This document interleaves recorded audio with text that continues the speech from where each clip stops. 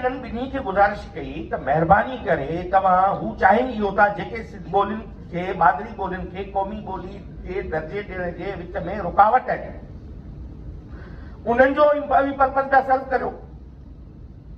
अवी ॿ खणी आया आहियो, ॿ बिल अची पेश पिया करियो जॾहिं तव्हांखे विड़ाए डिवाइड करे छॾियो। हिकिड़नि चयो त 7 ॿोलियुनि खे कयो वञे, हिकिड़े ई वक़्त ते क़ौमी ॿोली जो दर्जो ॾियो, ॿियनि चयो त 4 ॿोलियुनि खे क़ौमी ॿोली जो दर्जो ॾियो।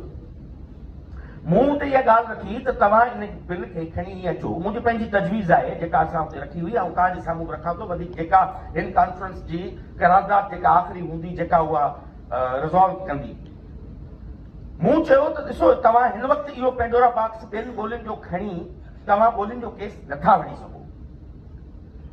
60-70 ॿोलियूं जेके पाकिस्तान में ॻाल्हायूं वञनि थियूं उहे सभु चवंदियूं असीं डिमांड कंदियूं इंडिजीनियस माण्हुनि जूं ॿोलियूं आहिनि। सभु चवंदा तव्हां पॉपुलेशन जे बुनियाद ते ॿोलियुनि खे कीअं था करियो। आदमशुमारी जे बुनियाद ते तव्हां बंगाल विझायो, छा वॼाए 57 सैकड़ो ॻाल्हाई ईंदड़ ॿोली। जे तव्हां आदमशुमारी जे बुनियाद ते खणंदो त पंजाबी सुबुह जो वधे खां वधो राइट रखंदी। आदमशुमारी जे मुताबिक़ पाकिस्तान में 38 सैकड़ो पंजाबी ॿोली थी ॻाल्हाई वञे। तव्हां हिन ते पंहिंजो केस विझाए वेही रहंदो पॉपुलेशन जे बुनियाद ते।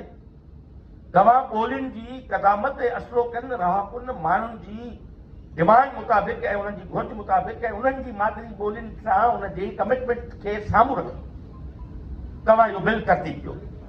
उनमें हिकिड़ो क्लाज़ शामिल कयो, हिकिड़ो शिक शामिल कयो जेका आइन में या उन एक्ट में जेको मादरी ॿोलियुनि जो एक्ट असेंबली में अचे उन में इहा शामिल कयो त इनिशियली ही फेडरेशन 4 ॿोलियुनि खे 4 कॉन्स्टिट्यूएंट यूनिट आहिनि, 4 ॿोलियुनि खे बराबरी जे बुनियादनि ते क़ौमी ॿोली जो दर्जो ॾिए थी। पार्लियामेंट सिंधी, पंजाबी, पश्तो, बलोची।